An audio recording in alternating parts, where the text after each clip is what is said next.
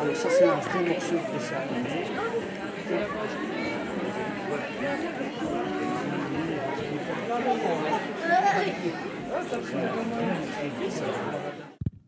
Bonjour, bonjour, bienvenue au Palace et bienvenue à ce Family Time. Est-ce qu'il y a des petites têtes qui sont là pour la première fois?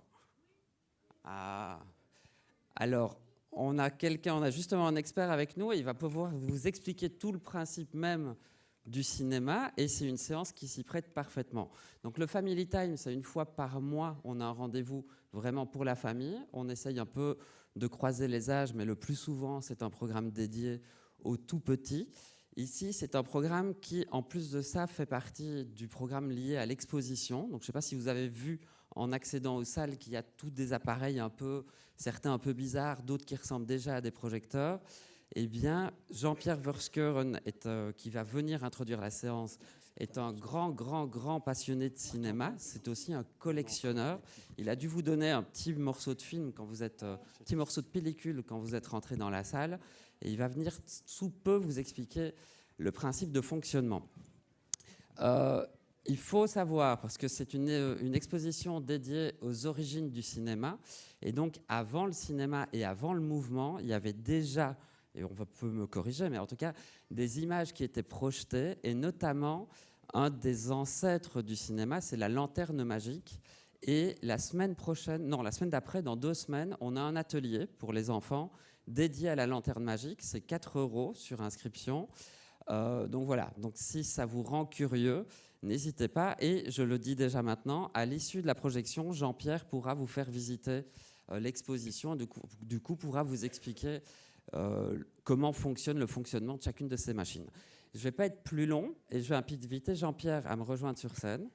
Donc Jean-Pierre Verschuren qui, entre autres, a installé, avec Lorraine, ici, de l'équipe, a installé le projecteur 35 mm. Et donc Jean-Pierre qui est un passionné de cinéma, un passionné du son, mais aussi de l'image, et un collectionneur qui a eu énormément d'objets en main, mais qui a concocté aussi le programme de cet après-midi. Merci Nicolas, mais à mon tour de te dire merci pour ta programmation. Sans cette programmation, il n'y aurait pas de séance. Sans cabine, sans programmation, on ne verrait rien sur l'écran. Alors je serai bref, mais d'abord, merci sincèrement de vous voir aussi nombreux pour un festival de dessins animés. Et sincèrement, moi j'aimerais être un peu à votre place afin de découvrir ces films, car il y a plus d'1 siècle, à l'endroit exact où vous êtes, on découvrait ces films. Le premier film que vous allez voir, c'est un Mickey Mouse de 1932. Eh bien, vous allez le découvrir comme en 1932, avec la même dimension d'image, avec le même type de son, car, comme tu viens de le dire, on a installé ici un projecteur 35, mais on tenait dès le départ à être fidèle à la présentation originelle des œuvres. Et donc, comment voyait-on les films à l'époque de leur sortie, que ce soit en 30, en 40, en 50, en 70, quels étaient aussi les différents systèmes sonores. Eh bien, donc, on s'installe chaque fois dans le procédé qui permet de découvrir le film dans sa forme originelle. Bon, bref, vous allez découvrir un festival et j'ai donné un morceau de pellicule à chaque enfant, un morceau de pellicule de 6 images. Ceci. Oui, vous avez bien reçu. Oui, c'est ça. Oui. Alors, il y a 6 images, cela représente 1/4 de seconde. Et ce soir, les enfants, je vous invite à demander à vos parents s'ils ont quelque part dans un tiroir une loupe, et vous allez regarder ce petit morceau de film avec une loupe. Et vous vous direz au premier coup d'œil, mais toutes les images sont les mêmes, ou presque les mêmes. Eh bien, si vous regardez attentivement, par exemple, c'est un morceau d'un Tom et Jerry, eh bien, si vous regardez attentivement chaque photogramme, vous verrez qu'il y a de petites différences. Et alors, je m'adresse là aux enfants uniquement. Alors, pourquoi est-ce qu'il y a 24 images par seconde? Eh bien, chaque petite image, c'est comme une photo. Alors, regardez-moi, voilà, hop, on fait une photo. Et puis, on refait une deuxième photo. Et puis, hop, troisième photo. Et puis, 4e photo. Et si on projette très rapidement toutes ces photos, les unes à la suite des autres, on me verra marcher normalement. Eh bien, ça, c'était la magie du cinéma à l'époque. Et autre chose importante, je vous ai donné un morceau de film en Technicolor.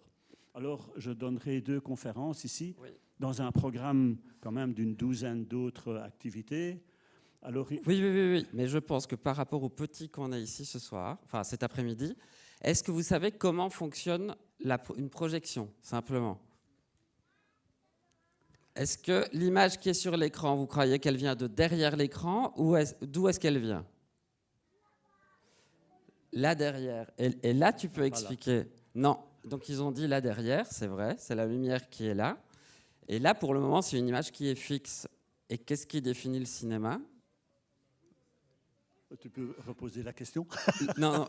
Et en fait, vous allez voir, ce qui fait vraiment le cinéma, c'est le mouvement. Et le mouvement dont Jean-Pierre parlait, c'est ces 24 images par seconde. Donc pour avoir un mouvement, il faut qu'il y ait 24 images d'affilée en une seconde. Alors, après la projection, je donnerai davantage d'explications dans la petite visite que je vous invite à suivre dans le hall d'entrée. Alors, dernière chose, vous allez voir une série de genres. Vous allez voir un Bugs Bunny, un Betty Boop, un Mickey Mouse. Et j'ai hésité, et c'est là que l'aide de Nicolas est précieuse, c'est que ou bien je faisais un festival Bugs Bunny, ou un festival Mickey Mouse, ou un festival Betty Boop. J'ai préféré faire un mélange. Et si cela vous plaît, je vous garantis qu'il est possible d'organiser 20, 30, 40, peut-être même 50 séances comme celle-ci. Donc on a du stock. Voilà. C'est la programmation à la belge, un peu de tout. Juste, il va y avoir d'autres programmes pour les petits. Le prochain Family Time sera donc à la fin du mois d'avril. Et là, ce sera des films d'animation russes, en animation plutôt tissu et papier. Et au mois de mai, on revient avec un programme en pellicule avec des films en noir et blanc. Voilà. Eh bien, et si on envoyait la projection? On va envoyer la projection. Une Alors, bonne séance. Ce que vous allez Et voir donc, est quand même rare. Sincèrement, c'est rarissime de redécouvrir en pellicule des dessins animés qui datent des années 30 jusqu'à la fin des années 60. Et sincèrement, revoir aujourd'hui des Tex Avery, des Bugs Bunny en Technicolor et en pellicule, c'est presque impossible, et surtout pas dans les conditions du palace, hein, avec l'image de l'époque, le son de l'époque, l'endroit où vous êtes, c'est l'endroit de l'époque. Bonne projection.